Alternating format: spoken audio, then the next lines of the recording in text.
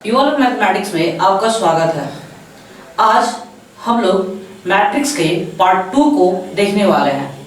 इसमें आप मुख्यतः आप देखोगे various types of matrix, matrix के कितने टाइप्स होते हैं। इससे पहले आप अगर पहली बार हमारे चैनल पे विजिट कर रहे हो तो पार्ट 1 मैट्रिक्स का जरूर देखें, जो नीचे वीडियो जहां चल रहा होगा उसके ठीक नीचे एक ट्रायंगल शेप बना हुआ होगा। इसको आप डिस्क्रिप्शन बॉक्स कहते हैं। डिस्क्रिप्शन बॉक्स में जैसे ही आप टच कीजिएगा तो आपको नीचे डिस्क्रिप्शन खुल जाएगा, जहां पर आप पार्ट 1 का लिंक आपको मिल जाएगा।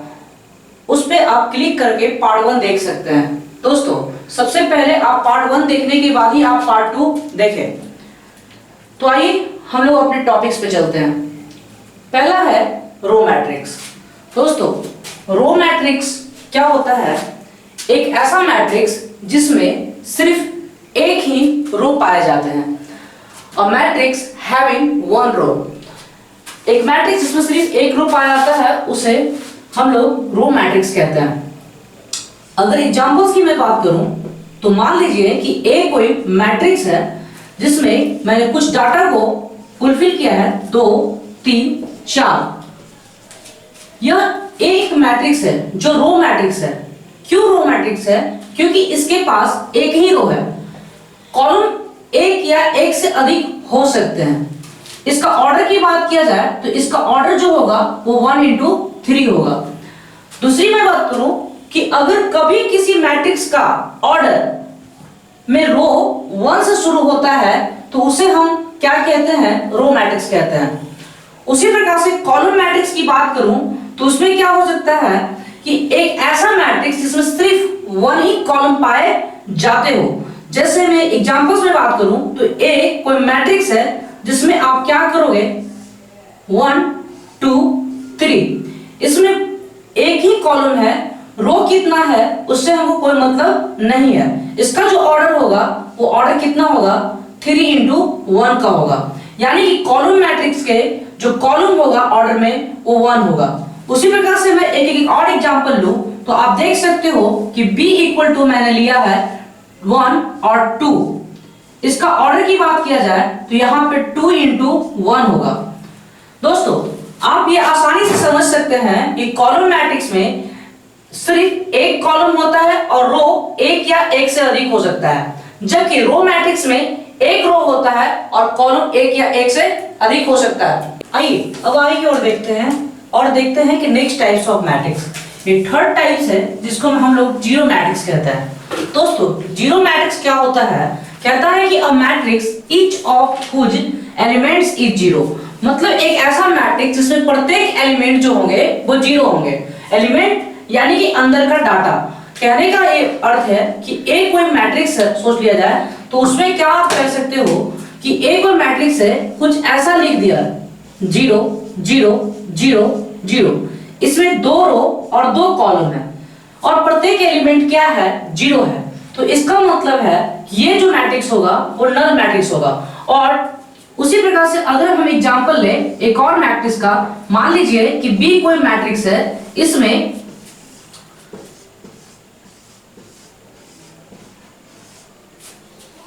तीन रोज है और 2 कॉलम है। इसका जो ऑर्डर होगा वो 3 into 2 होगा। लेकिन इसमें प्रत्येक एलिमेंट 0 है। एलिमेंट का मतलब है अंदर के जो डाटा होते हैं वो। यदि प्रत्येक एलिमेंट 0 हो तो उसे हम क्या कहेंगे? जीरो मैट्रिक्स या नल मैट्रिक्स कहते हैं। उसी प्रकार से अगर स्क्वायर मैट्रिक्स की बात किया जाए तो अगर रो और कॉलम दोनों आपस में बराबर हो जाए, यानी कि जो ऑर्डर होता है उस ऑर्डर को बराबर रूप से लिखा जाए, जैसे 3 into 3, 2 into 2, 1 into 1, 5 into 5। अगर ऐसा कुछ लिखा हुआ होगा तो उसको हम लोग कहते हैं क्या? Square matrix. इसका एग्जांपल्स आप देख सकते हैं।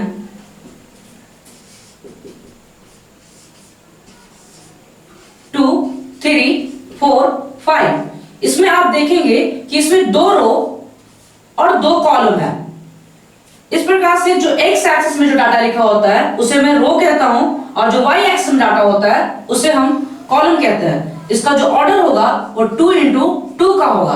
उसी प्रकार से दूसरा आप मैट्रिक्स मान लिया जाए बी, इसमें कुछ ऐसा मैंने लिखा है 1 -5 4 -2 6 7 और 6 -5 3 2।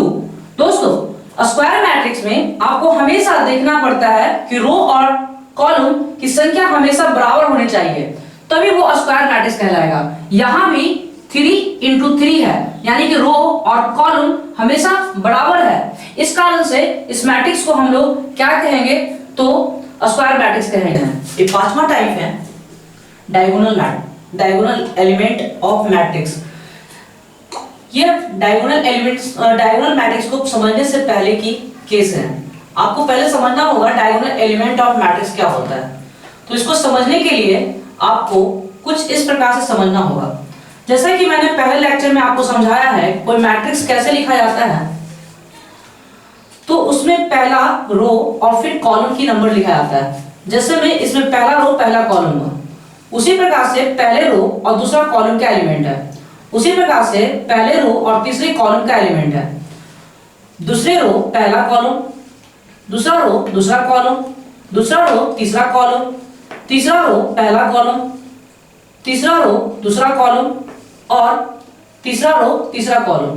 दोस्तों डायगोनल एलिमेंट ऑफ मैट्रिक्स क्या होगा, आप यहां से एक लाइन ड्रॉ करो। ये लाइन जिस जिस एलिमेंट को काटेगा वो सारा के सारा डायगोनल एलिमेंट कहलाएगा। जैसे में यहां पे डायगोनल एलिमेंट कौन हो गया,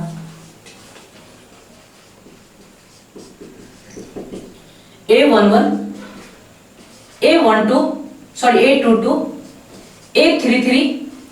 इसी प्रकार से अगर और भी आप लोगे तो वो होगा। दोस्तों कभी भी इधर से आप डायगोनल एलिमेंट को नहीं ले सकते हैं। अगर कोई 13 को ले ले, A22 को ले ले, A31 को ले ले, तो कभी भी डायगोनल एलिमेंट इस तरफ से नहीं होगा। जब भी डायगोनल एलिमेंट ले आता है तो इस प्रकार से आता है, जिसमें सेम नंबर रो और कॉलम का हो, वही डायगोनल एलिमेंट होता है। इसको आप एग्जांपल से और भी अच्छी तरीके से समझ सकते हैं। जैसा मैंने एक एग्जांपल लिया है A = 2 3 4 5 6 7 8 -7 और -4। दोस्तों इसमें आपको फाइंड करने के लिए बोला गया कि डायगोनल एलिमेंट ऑफ इस मैट्रिक्स यानी कि A का आपको डायगोनल एलिमेंट फाइंड करना है। तो डायगोनल एलिमेंट को फाइंड करने के लिए आपके पास क्या है,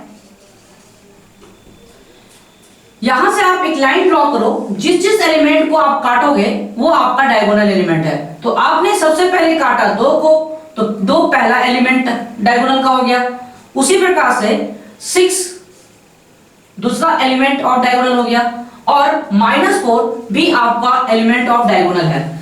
यानी कि डायगोनल एलिमेंट को आपको समझने के लिए यहां से एक लाइन ड्रॉ करना होता है। आई होप सो कि ये समझ चुके होंगे। अगला जो टाइप्स है वो डायगोनल मैट्रिक्स है।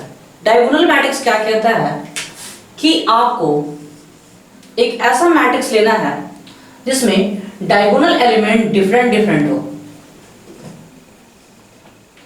इसके अलावा जो नॉन डायगोनल एलिमेंट होगा, यानी कि आपको डायगोनल एलिमेंट ये हो गया, इसके अलावा जो भी एलिमेंट्स आपके पास होंगे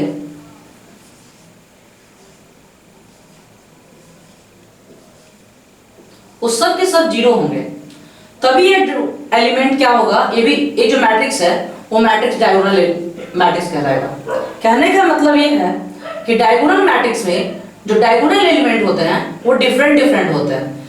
यदि डायगोनल एलिमेंट सारे के सारे एक हो जाए, जैसे 2 2 2, सारे के सारे डायगोनल एलिमेंट सेम हो जाए और जो नॉन डायगोनल एलिमेंट है वो 0 हो, तो वैसे मैट्रिक्स को हम लोग स्केलर मैट्रिक्स कहते हैं।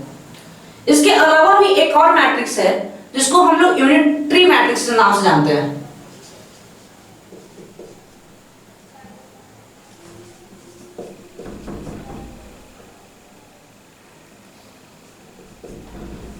इसमें क्या होगा कि ये कोई ऐसा मैट्रिक्स होगा जिसमें सारे नॉन डायगोनल एलिमेंट 1 1 1 होंगे, सॉरी डायगोनल एलिमेंट 1 1 1 होगा और जो नॉन डायगोनल एलिमेंट होगा वो 0 होंगे। ऐसे मैट्रिक्स को हम लोग कहते हैं यूनिट मैट्रिक्स।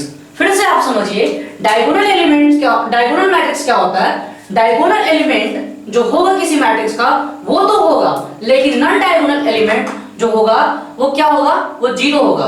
उसी प्रकार से स्केलर मैट्रिक्स में क्या होगा, डायगोनल एलिमेंट तो होगा लेकिन नॉन डायगोनल एलिमेंट जीरो होगा। साथ ही साथ जो डायगोनल एलिमेंट है वो सब के सब एक जैसे होंगे, जैसे 2 2 2 3 3 3 -4 -4 -4 इस प्रकार से होंगे। जबकि यूनिट मैट्रिक्स में क्या होगा कि जो नॉन डायगोनल एलिमेंट होगा वो सारे के सारे जीरो होंगे और डायगोनल एलिमेंट क्या होंगे, 1 1 1 होगा। इस प्रकार से इन तीनों मैट्रिक्स डिफरेंट मैट्रिक्स हैं, कभी आप इसको एक जैसा ना समझें। कंपैरेबल मैट्रिक्स क्या होता है, यदि आपके पास दो मैट्रिक्स ऐसे हो,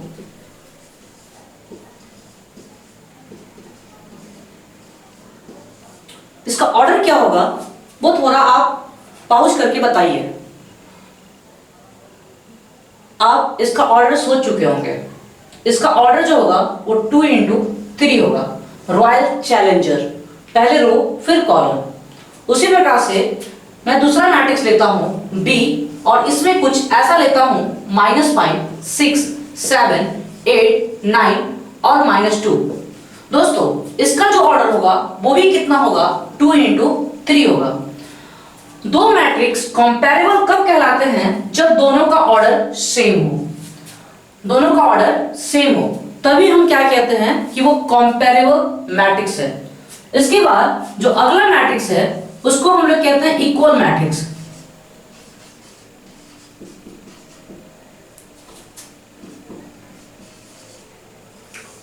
इक्वल मैट्रिक्स क्या होगा, यदि दो मैट्रिक्स ऐसे हो जिसका ऑर्डर भी सेम हो, साथ ही साथ प्रत्येक एलिमेंट दोनों में सेम हो, तभी वो दोनों मैट्रिक्स क्या कहलाएंगे, वो इक्वल मैट्रिक्स कहलाएंगे।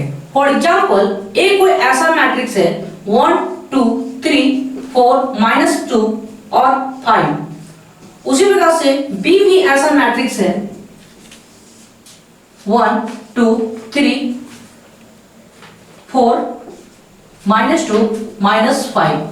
दोस्तों इसका ऑर्डर की बात करें तो इसका ऑर्डर होगा 2 × 3 और इसमें ऑर्डर की बात करें तो इसका ऑर्डर होगा 2 × 3। आप साथ ही साथ देख सकते हैं कि इन दोनों का जो प्रत्येक एलिमेंट है वो आपस में बराबर है, सेम है, तो आप इस मैट्रिक्स को इक्वल मैट्रिक्स कहेंगे। लेकिन इन दोनों का ऑर्डर सेम है, इस कारण से एक कंपैरेबल मैट्रिक्स कहलाएगा। दोस्तों इक्वल मैट्रिक्स पढ़ने के बाद आपको दो मैं क्वेश्चन दे रहा हूं और थोड़ा सोचिए कि इस क्वेश्चंस में कह रहा है x y z का वैल्यू आपको निकालना है, जबकि मैट्रिक्स ए दोनों आपस में बराबर है। जैसा कि आप देख सकते हैं कि इसका पहला वाला मैट्रिक्स जो होगा इसके पहले वाले मैट्रिक्स के बराबर होगा, अर्थात y का जो वैल्यू होगा वो 5 होगा। उसी प्रकार से इसका सेकंड जो मैट्रिक्स होगा इसके सेकंड मैट्रिक्स से बराबर होगा, यानी कि z का जो वैल्यू होगा वो 3 होगा। दोस्तों रो 2 का पहला मैट्रिक्स जो होगा इसके रो 2 का पहले मैट्रिक्स के बराबर होगा, यानी कि x का वैल्यू 1 होगा। और आप देख सकते हैं कि तीसरा जो अंतिम मैट्रिक्स है रो 2 का दूसरा मैट्रिक्स और यहां रो 2 का दूसरा मैट्रिक्स आपस में बराबर है, तो आप इस प्रकार से x y z का वैल्यू फाइंड कर सकते हैं। दोस्तों आइए दूसरे नंबर क्वेश्चंस को हम देखते हैं और समझने की कोशिश करते हैं। पहले आप वीडियो को पॉज कीजिए और कोशिश कीजिए कि खुद से सॉल्व करने का। देखते हैं कैसे कर सकते हैं। x minus y equal to 1 -1 होगा, क्योंकि a11 यहाँ के a11 के बराबर होगा। उसी प्रकार से a21 जो होगा यहाँ के a21 के बराबर होगा, तो 2x minus y equal to 0। आप इसको इक्वेशंस 1 इसको इक्वेशंस 2 मान लीजिए, तथा पहले रो के दूसरे कॉलम यानी कि 2x प्लस z जो होंगे वो 5 के बराबर होंगे। इसी प्रकार से 3z प्लस w जो होगा वो 13 के बराबर होगा। इसको आप इक्वेशंस 3 इसको इक्वेशन 4 आप मान लो। दोस्तों पहले इक्वेशंस 1 और 2 को सॉल्व करेंगे तो आपको x और y का वैल्यू निकल जाएगा। उसके बाद x को यहां पुट कीजिएगा तो आपका z का वैल्यू निकल जाएगा। फिर z के वैल्यू इसमें पुट करेंगे तो हमें w का वैल्यू निकल जाएगा। देखिए आप कैसे कर सकते हैं, मैं थोड़ा सा हिंट्स देकर बताता हूं। आप इक्वेशन 1 में 2 में से 1 को सब्ट्रैक्ट कर लीजिए।